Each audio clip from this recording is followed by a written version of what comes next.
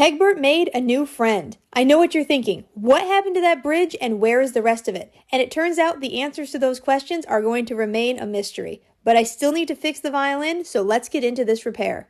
You guys know the drill by now. I'm not a trained luthier and I don't have an unlimited budget, but I do have a bag of misfit bridges. Normally I would trace the old bridge onto the new bridge to get the correct shape. Obviously in this case I didn't have the top of the old bridge, so I just had to do some trial and error. You could see that first bridge was too short, the strings were very close to the fingerboard, but finally I found one that looked pretty good. The strings weren't staying in place very well, so I just took a file to make the spots for the strings a little bit more pronounced, and we were good to go. I put the bridge on the violin and started to get it tuned up, and that's when I noticed another big problem. One of the fine tuners wasn't working, and when I looked at it a little more closely, the screw was actually off of the mechanism, so it's no wonder it wasn't working. I tried to fix it on the instrument, and it became apparent that it was just totally broken, and I needed to take the tailpiece off.